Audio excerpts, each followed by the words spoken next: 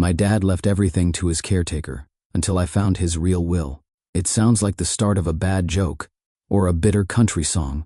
But for me, it was the sentence that kept ringing in my head as I stood outside the crematorium, sweating through my black button-down, watching people I barely remembered pretend they cared. The air was thick, hot, and still. July in Kansas had a way of clinging to your skin like guilt. I hadn't been back in years, not since my dad and I had our last shouting match over Thanksgiving dinner. We didn't talk much after that, not because of anger necessarily. Just distance, habit, the quiet rot of a relationship no one knew how to fix. Now, he was gone. People shuffled in and out of the small building. They murmured kind things. He was a good man, so sorry for your loss, your dad always loved this town, all while avoiding eye contact for too long or too little. Grief, by script. I nodded, shook hands, accepted hugs from people whose names I couldn't recall. And then I saw her, Melissa. She stood just to the left of the casket, wearing a tasteful black dress, her blonde hair pinned up, her makeup subtle but immaculate. Her face was the picture of composed sadness, like someone who'd rehearsed it in the mirror. I had never met her before, but I knew who she was the second our eyes met. My father's caretaker. The one who moved in 3 years ago when his health started to slip. The one who called the hospital when he fell. The one who was with him when he died. And now, apparently, the one who owned everything. The service was short. A pastor from my dad's church gave a nice enough eulogy. It felt generic, like he'd copied it from a file titled, Older Male Minimal Family. When it was over, people milled about awkwardly, not sure if they were supposed to grieve or gossip. Then came the reading of the will. I hadn't expected that part to happen so fast, but Melissa had arranged it. Just a few people, she'd said. The ones it concerns. That turned out to be me, her, and Mr. Greeley, my father's attorney. We sat in a small office at the back of the building. I still smelled faint flowers and cheap coffee in the air.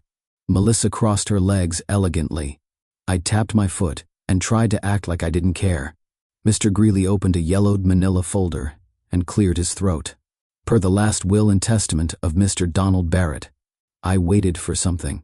A sentence, a gesture, a mention of my name. It didn't come. All properties, assets, and items of personal and financial value are to be transferred to Miss Melissa Hart. I blinked. I actually laughed, out loud. Not a happy laugh, but one of disbelief, like I was the punchline of a cruel story. Sorry, what? Greeley didn't even look up. The house, the bank accounts, the antique collection, the stocks, everything listed in Appendix A is to go to Miss Hart. I turned to Melissa. Her face was calm. Not smug, not sorry. Just prepared. She looked at me and said softly, I didn't know. I didn't ask for this. Of course not. I stood up. My hands were shaking, and I hated that they were. So that's it? I'm just nothing? Not even a watch? A photo album? Greeley glanced at his papers. There is a storage locker listed in Appendix B. You're free to take whatever's inside. But the estate itself belongs to Miss Hart, per Mr. Barrett's instructions. Storage locker. Great. Maybe I'd find a box of old socks and a broken blender. I walked out of the office before I said something I couldn't take back. Outside, the sky was overcast, and thunder rumbled in the distance. The first breeze of the day brushed my face. It didn't feel like relief. It felt like being erased. Inner thoughts. What kind of father does that? Leaves his only child out of his will like he never existed. Maybe the same kind who spent my childhood grading papers instead of showing up for my birthdays. Who taught history to strangers but never asked me about mine. He always gave the best parts of himself to other people. And now, in death, he'd done it again. To her. 2 days later, I stood in front of my father's house with a key in my hand and a strange ache in my chest. Melissa had sent me a polite message, "You're welcome to come by and collect anything personal that belonged to you. I'd prefer if you didn't touch the historical collection in the study. That was something your father was very particular about." Very particular. That was one way to describe the man. The house looked exactly the same as I remembered it from the outside. A pristine 2-story colonial with perfect hedges and a lawn that hadn't dared to grow uneven. The porch steps didn't even creak. It was eerie, like the place had been frozen in time, waiting for him to walk back out and complain about the humidity. I stepped inside, The air smelled like lemon cleaner and stale silence. Everything was in place. Two in place. The couch cushions were symmetrical. Not a single magazine was left on a table. The walls, once cluttered with certificates and framed antique maps, now looked carefully curated, as if someone had tried to make the space neutral. It felt like a house staged for sale, not the home of someone who'd lived there for 40 years. And definitely not like my home. I wandered through the rooms slowly, unsure what I was looking for. My old bedroom had been turned into a guest room. Pale blue walls, no posters, no books, no dent in the floor, where I used to drop my backpack every day after school. In the kitchen, even the magnets on the fridge were gone. Melissa must have cleared everything. Or maybe my father had. Maybe erasing me started long before the will. I paused at the foot of the staircase. The study, the one room that had always been off limits when I was a kid, was at the end of the upstairs hall. It was where my father spent most of his time, surrounded by books, maps, ancient globes, and a quiet so thick it felt sacred. I'd only been inside twice, once when I was 6, and wandered in by accident. He hadn't yelled, just looked at me with such disappointment, I wished he had. The second time, I was 17, and we'd had one of our last civil conversations in there. I remember asking him why he never came to my soccer games. He told me, because I don't care about soccer, and I don't believe in pretending to. Classic Don Barrett. I walked down the hall, ignoring Melissa's request not to touch his collection. The doorknob turned easily, unlocked. Inside, it was like stepping into a museum built by someone who only trusted his own hands.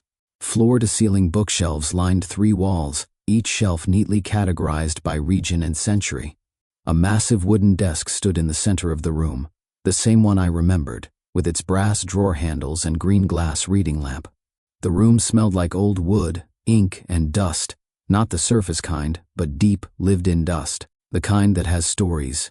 I ran a hand along one of the shelves. He'd kept everything. There were books in Latin, leather-bound volumes with cracked spines, rolled-up maps in protective tubes. Every title faced perfectly outward. Of course it did. I sat down in his chair, half expecting it to squeak. It didn't. For a second, I just sat there, letting the weight of the room settle around me. This space was more him than anything else I'd seen at the funeral. He hadn't died in this room, but it felt like his ghost still lived here. Watching, judging. My father wasn't a cruel man, but he was a distant one. Cold, methodical, a perfectionist. A former professor of European history, he spoke to most people like they were students in his classroom, even me. Especially me. His voice always held the quiet certainty of someone who believed feelings were distractions from logic. He believed in control, in order, in discipline. He believed in work. Affection? That was for poets and fools. Growing up, I used to hope he'd surprise me one day. Come to a school play, ask how I was doing, and actually mean it. But he never did. Over time, I stopped expecting it. Eventually, I stopped hoping at all. And yet here I was, sitting in his study, still trying to feel something like closure. I pulled open the top drawer of the desk. Pens, paper clips, rubber bands, all neatly arranged. Below that, a drawer of note cards with penciled annotations in tiny print. Below that, nothing, just emptiness. Then I noticed a book on the corner of the desk. It wasn't shelved like the others, just sitting there. A weathered green hardback copy of something called Letters from Italy. I opened it out of idle curiosity, not knowing yet that this book would change everything. But that's a story for another day. The cafe she picked was small, tucked just off the main square, with string lights hanging overhead and soft jazz playing somewhere in the background. It was the kind of place you'd expect to sip lattes and talk about good books or failed relationships, not family betrayal and legal inheritance. Melissa sat at a corner table by the window, already halfway through a cup of tea. She smiled when she saw me, warm and polite, like we were old friends meeting for brunch. I wasn't in the mood for warmth. "Chris," she said, standing to greet me with a nod. "Thanks for coming." I sat across from her and gave a non-committal shrug. Figured it was better than trading voicemails. The server came over, and I ordered black coffee, no sugar. I didn't want anything sweet. Melissa looked composed, perfectly composed. Her hair was pulled back in a smooth bun, her blouse crisp and tasteful, like she'd stepped out of a catalog for professional compassion. There was a calm to her that I couldn't trust. Not after everything. She folded her hands around her cup. I wanted to talk to you before the lawyers get too involved. I know the will came as a surprise. I raised an eyebrow. You don't say. She hesitated. Just for a second. Then, your father. He didn't talk much about family. But he talked about you sometimes. About regrets. My jaw tightened. Regrets don't usually come with signatures on legal documents. Her expression didn't shift. If anything, she looked patient, like she'd expected this version of me. The angry son. I didn't know, she said quietly, about the will. I swear, he never told me. I leaned back in my chair. But you weren't shocked either. At the reading, I was prepared for anything, she said, and there it was again, that serene, bulletproof tone. He was very private. I didn't ask questions I knew he wouldn't answer. How noble of you. She flinched, just a little, then composed herself. Chris, I didn't come here to fight. Then what did you come here for? She paused, then reached into her purse and slid something across the table. A small velvet pouch. What is this? A watch, she said. It was his. I thought you might want it, or the armchair in the den. He always sat in that when he read. I stared at the pouch, didn't touch it. A watch and a chair, I said slowly. For 37 years of being his son. That's generous. I'm not trying to buy you off, she said.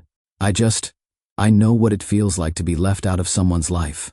That caught me off guard. Not the words, but the way she said them. Like maybe she did understand. Or maybe she was just good at sounding like she did. You know what I think? I asked. She gave a slight nod, inviting me to continue. Son, I think you're smarter than you look. I think you figured out early on that he was lonely, that he wanted someone to listen, someone who wouldn't talk back. And you gave him that. You made yourself indispensable. And now here you are, the sole inheritor of everything he had. Her eyes flicked downward, but her tone stayed even. That's a cruel version of the story, but I understand why you'd tell it. Silence stretched between us. The hum of the cafe, the clink of cutlery, the low murmur of other lives happening around us. It all felt 1,000 miles away. I'm not the villain here, Chris, she said finally. I took care of a man who was dying. I cleaned up after him, held his hand when he couldn't speak, stayed up through nights of confusion and pain. You weren't here. That one hit. Because it was true. I looked away, out the window. The park across the street was full of people, kids chasing each other, old couples holding hands. Life moved on, even when you didn't want it to. I didn't come here to accuse you, I said, quieter now. But I also didn't come here to pretend I'm okay with any of this. Melissa reached for her cup again. I don't expect you to be. Her smile returned, soft, practiced and unreadable. That was the moment I knew something else was going on. Maybe not criminal, maybe not dramatic, but something. Her kindness had a shape to it, a direction. It wasn't warmth. It was strategy, and I hated how much it worked. I told myself it wasn't breaking and entering, not technically anyway. Melissa had said I was welcome to come back for my personal items, and besides, I still had my old key. She just hadn't expected I'd use it after dark. The porch lights were off. The street was silent. This part of town always got quiet after 10, like the air itself agreed it had nothing left to say. I slipped inside and shut the door behind me. The house smelled different at night, less like lemon cleaner, more like age. Like wood, and dust, and time that had been stretched too thin. I didn't turn on any lights. I didn't need to. I knew where I was going. The study waited at the top of the stairs like a memory left ajar. I opened the door slowly, half expecting an alarm to go off, or Melissa to suddenly appear in a bathrobe and scream. But no one came. Just the creak of the door and the stillness that followed. I stood in the doorway for a moment, letting my eyes adjust.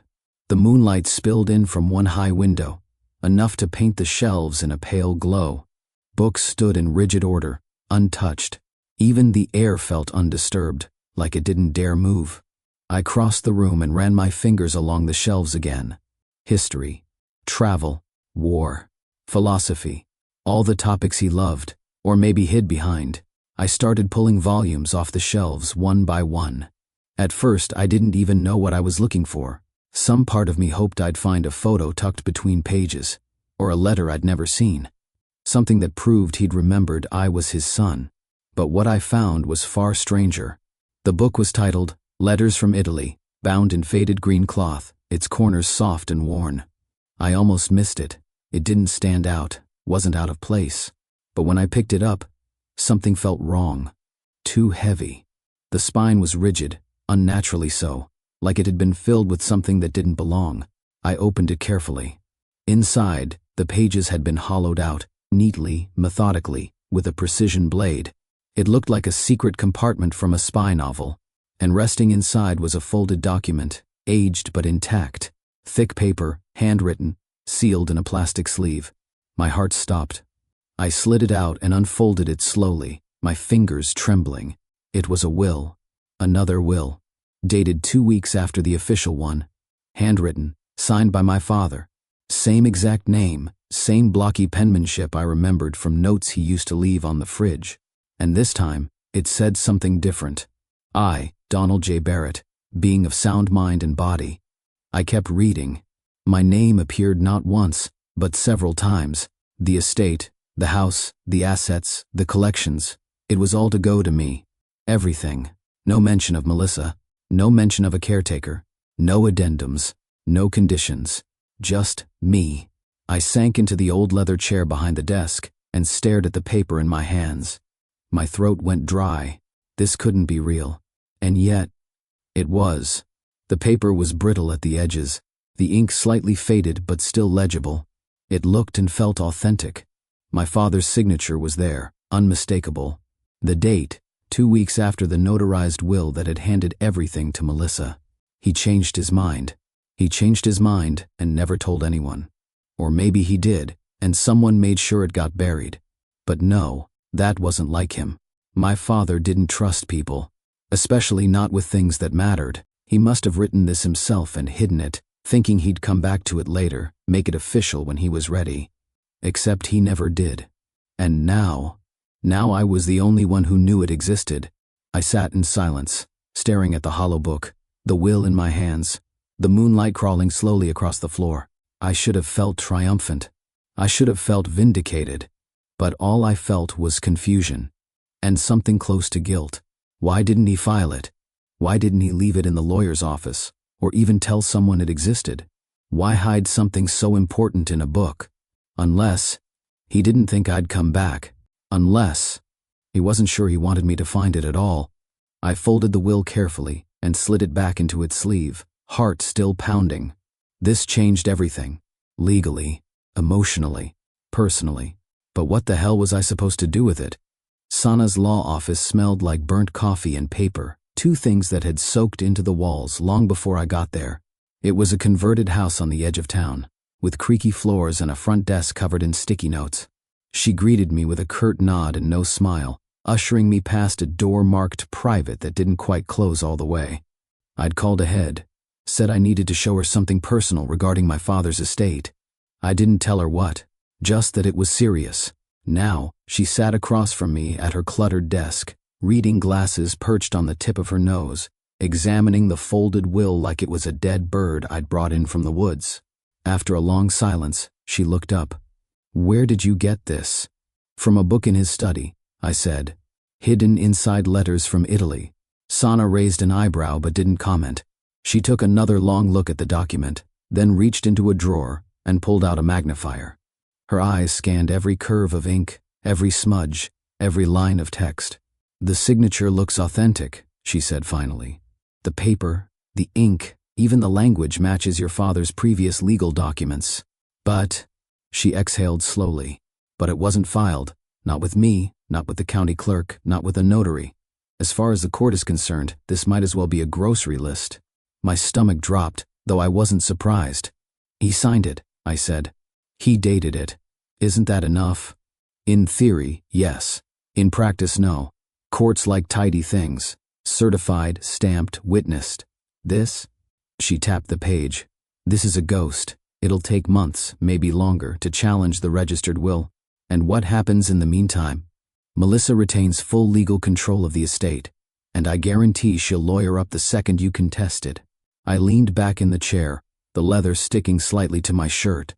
He meant for me to have it. Sana looked at me, really looked, with the kind of tired empathy only someone who'd handled too many family disputes could give. "Chris," she said, her voice lower now, "your father was very private. He didn't trust easy. In the last few months he was weak, not just physically. He pushed people away. You weren't the only one. Did he say anything to you?" I asked. "About changing his will?" "No." She shook her head. "Not a word.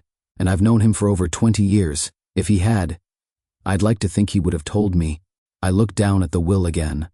It felt heavier now, like a thing carrying more than just ink and paper, like it carried the weight of a question I'd never get a real answer to. "Maybe he planned to file it," I said. "Maybe he just ran out of time." "Maybe," Sana said. "Or maybe he didn't want to be questioned. Maybe hiding it was his version of control." That hit harder than I wanted to admit. It did sound like him, the man who never asked for help, who built his life like a fortress, every decision made in silence and sealed behind closed doors. "So what do I do?" I asked. "If I want to fight this, you file a formal objection. Submit the handwritten will into probate. Brace yourself for delays, hearings, fees, maybe a forensic analysis, and get ready for Melissa's attorney to tear your relationship with your father apart in court." Sana leaned forward then, elbows on her desk. "Let me ask you something, Chris. Do you want this house, this inheritance, because it's rightfully yours, or because he gave it to someone else first?" I opened my mouth, closed it again. She waited. "I don't know," I said finally, and it was the truth. She nodded. "When you figure that out, come back." I stood to leave, the will still in my hand. As I reached the door, Sana added without looking up, "He cared about you, in his own way. But he didn't make things easy, not for you, not for himself." I stepped outside into the late afternoon sun, the paper still burning in my palm like a match that hadn't gone out yet. The study felt different in daylight. Still quiet, still heavy with the smell of wood and forgotten years, but softer somehow. Less like a mausoleum, more like a man's last effort to be understood, or maybe forgiven. I was sitting at my father's desk again, the handwritten will beside me, now in a plastic folder. I hadn't decided what to do with it yet. I wasn't ready, but something about being in this room made it impossible to leave. I opened drawers one at a time, slowly, carefully, looking not for evidence this time, but something else, something human. The bottom drawer was harder to open, stuck, like it hadn't been touched in years. I pulled with both hands, and it gave a soft groan before sliding open. Inside, old pens, dried-out correction fluid, 2 black notebooks with cracked spines, and a folded envelope. No stamp, no name. Just a smudge of ink in the corner and a date, March 3rd, 1 month before he died. I picked it up with a strange mix of hesitation and hope. The paper was soft from handling, the fold lines worn. I opened it slowly. It wasn't an official letter. No greeting. No formal sign-off. Just words, scrawled in his sharp, deliberate handwriting. There were corrections, crossed-out lines, things rewritten mid-thought. A man thinking aloud with ink. I began to read. "Chris, if you're reading this, I either found the courage to send it, or you're in this room after I'm gone. Either way, I guess it's time." I was never good at explaining myself, and worse at admitting when I was wrong. But I was wrong. About a lot of things. I told myself that distance was strength. That discipline mattered more than softness. That raising a son meant hardening him, not holding him. And I see now, too late of course, that what I thought was strength was fear. I was afraid you'd see through me, that you'd realize I had no idea what I was doing, that I'd disappoint you before you could disappoint me. So I kept you at arm's length, always. You were never the disappointment. You were the opposite. Brave in ways I never was. Full of feeling. God, you used to cry at movies when you were 5. I didn't know what to do with that. But I remember watching you once, just watching you, and thinking, that boy will survive without me. I told myself that was a compliment. But it was really an excuse to pull away. I wish I'd tried harder. I wish I'd said more. You are not a weakness, Chris. You are my second chance, the one I didn't deserve and still had. By the time I reached that line, you are my second chance, my throat had closed, the words blurred. I blinked hard and kept reading, out loud now.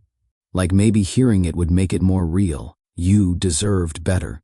I don't know if this letter will find you, or if I'll find the courage to face what I've wasted. But if you ever wonder whether I was proud of you, I was. Always. Even when I didn't show it. Especially then. The will. I wrote another one. You probably know that by now. I meant to file it. I kept telling myself I'd do it tomorrow, but tomorrow kept slipping away. I wanted you to have this house, these books, these memories, even the ugly ones. Because they're yours. You're the only one who remembers them as I do. If you choose to walk away, I'll understand. But if you choose to fight, do it for yourself. Not for me. Not for revenge. Just don't let this be another thing I leave unfinished. I let the letter fall into my lap, and for the first time in what felt like years, I cried. Not a single tear down the cheek. Not a silent sniff in the dark. I cried. Ugly, raw, unfiltered, like something broke open in my chest and refused to be put back. I cried for what he didn't say when he was alive. I cried for the years we spent walking around each other like strangers. I cried for the fact that this letter, this beautiful, too late thing, was the closest we ever got to a real conversation. The sunlight through the window shifted, landing on the envelope like a quiet spotlight. I folded the letter again, carefully, and placed it back inside. There were no answers in that desk. No instructions. Just the fragile truth of a man who tried too late, and a son who wasn't sure if he wanted to forgive him, or just miss him. But for the first time since the funeral, I didn't feel erased. I felt remembered. The porch light buzzed softly overhead as I stood on the front steps of my father's house. It was early evening, and the air had that kind of summer stillness where even the insects seemed to hold their breath. Crickets chirped faintly in the distance. A thin mist had rolled in across the lawn, softening the edges of everything, the hedges, the walkway, the truth I was about to say out loud. Melissa opened the door before I could knock. She didn't look surprised to see me. Just tired. Can we talk? I asked. She stepped aside without a word and led me out to the front porch. We sat on the top step, side by side but not touching. A silent truce. I didn't waste time. I found another will. She didn't react at first. No gasp, no denial. Just silence. I found it in one of his books, hidden but signed, dated 2 weeks after the one you presented. Still nothing. Her gaze stayed fixed on the mailbox across the street. After a long pause, she finally said, I figured you might. That threw me off. You knew? Not for sure, she said. But he mentioned something once, said he was thinking of changing it. I asked him why, and he just said, guilt isn't a good reason to leave a legacy. I stared at her. And you didn't say anything? She turned to me then, eyes clear but unreadable. Chris, I didn't hide it. I didn't touch a single thing in that study. If you hadn't found it, it would have stayed exactly where it was. Why? I asked. Why not bring it up to the lawyer? Or me? Or someone? She hesitated. Because I didn't think you'd come back. You hadn't spoken to him in years. He didn't expect you to. And honestly, neither did I. Her voice wasn't cruel. It was quiet. Matter of fact. But it stung anyway. I looked out into the dark yard, my jaw tight. He was still my father. I know, she said. But that doesn't mean he was good at being one. That silenced me. She folded her hands in her lap. You want the truth? He was angry a lot, bitter, self-righteous. He kept people out, including me, but in the last few weeks he got softer, sadder. He didn't say it outright, but I could see it. Regret. Regret for you, for how things ended with your mother, for wasting so much time. I felt something twist in my chest. A strange, tangled knot of resentment and something dangerously close to sympathy. He told me once, she continued, that he built a fortress around himself, and by the time he realized no one could get in, he couldn't get out either. We sat in silence after that, the kind that settles when there's too much truth between two people to move it aside. I was with him at the end, she said softly. I held his hand. I don't think he was afraid of dying, but he was afraid of being forgotten. I let out a slow breath. He's not forgotten. She looked at me, then down at the steps. I didn't love him, if that's what you're wondering. Not like that. I respected him, and I felt sorry for him, and sometimes I think he felt the same about me. Her honesty hit harder than any defense would have. I should have stayed angry. I wanted to, but I didn't. Instead, I felt something else, something closer to respect, not for what she had gained, but for what she had endured. I stood slowly. I haven't decided what I'm going to do yet. I understand. Do you? She nodded once. More than you think. I stepped off the porch, hands in my pockets, heart heavier than when I'd arrived. Behind me she called out, "For what it's worth, I think he hoped you'd find it." I didn't turn around, but I carried those words with me all the way home. The old park bench creaked beneath me as I sat and watched the morning unfold. It was quiet, just the way I remembered it, the same park my dad used to walk through on his way to the university, back when he still gave lectures and believed in the sound of his own voice. The trees swayed lazily in the summer wind, scattering sunlight across the path in soft gold patches. A mother jogged past with a stroller. An older man fed birds from a brown paper bag. Life moved on, and I still hadn't made a decision. The will was real. The lawyer confirmed it. I had a solid case.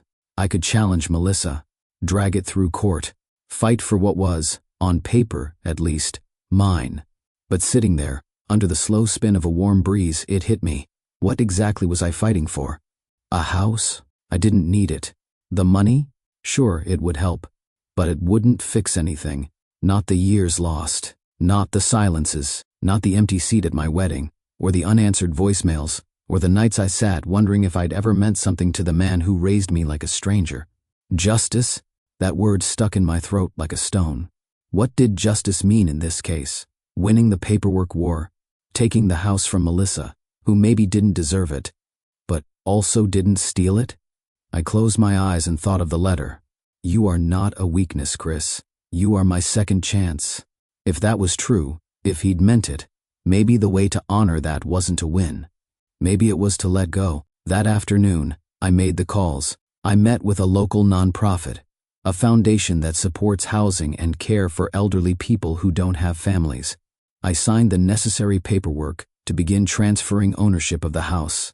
Not for profit, not for legacy, but for someone else's chance at comfort in their final years.